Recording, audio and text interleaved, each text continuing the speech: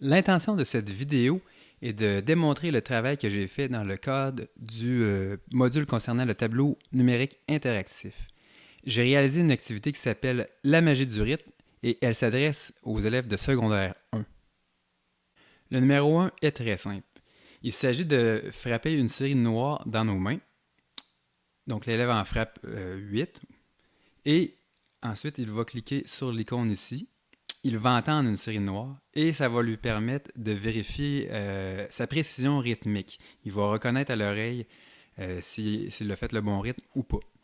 Ensuite, il doit recommencer avec la blanche, les deux croches et les doubles croches. Dans le numéro 2, les élèves doivent associer des figures de silence à leurs figures de notes correspondantes. Dans le tableau ici, on a une figure de note. On voit ici la valeur de la figure de note et les élèves doivent choisir ici.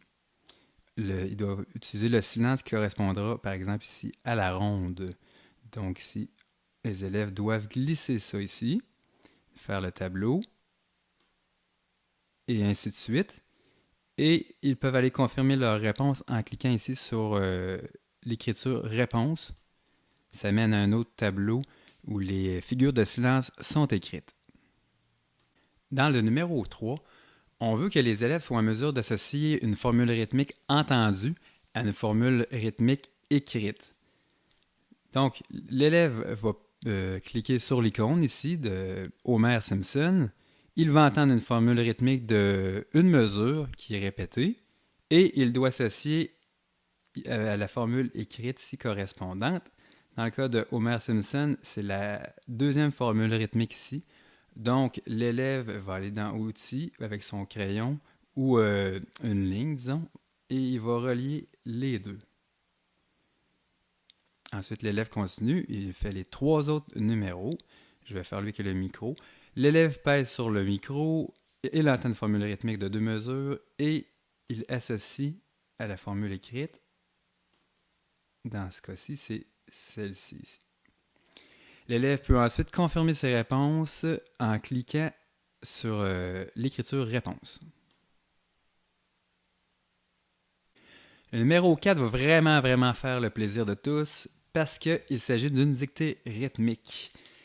L'élève doit écrire sa réponse ici. Donc, pour écouter la dictée, il clique sur l'icône ici, sur l'oreille.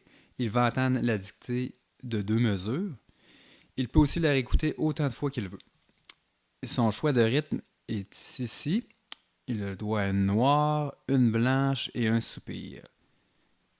Il va prendre son crayon et il écrit ses rythmes comme ça, comme au bon vieux tableau vert. Évidemment, il peut effacer, il peut réécouter, il peut prendre son temps. Et quand c'est terminé, quand il pense avoir la bonne réponse, il peut aller vérifier en ôtant l'image ici, en déplaçant l'image ici, et on voit la réponse ici, qui est cachée. Le numéro 5 se rapporte à des rythmes pointés.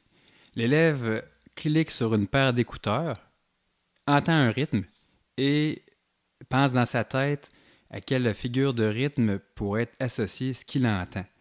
Et pour voir la réponse, pour confirmer sa réponse, il déplace cette image et trouve la réponse.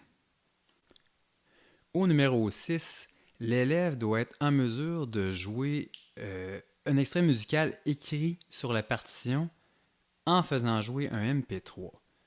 Donc, l'élève va cliquer sur le numéro 1. Il va avoir un décompte de 4 temps et ensuite, il doit frapper la formule rythmique qu'il voit et il doit faire ça 2 fois car il y a une reprise. Il peut ensuite voir si il était sur la bonne route ou non, car ce qu'il va entendre va correspondre à ce qu'il a joué ou non. Et le numéro 7, le dernier numéro ici, l'élève clique sur une image, entend une musique et doit trouver le rythme qui est représenté dans cette musique. Comme par exemple, pop music est associé au rythme de croche. Donc, on fait notre flèche comme ça. et ainsi de suite avec les autres numéros. Et encore une fois, pour vérifier, pour confirmer la réponse, l'élève doit tasser l'image.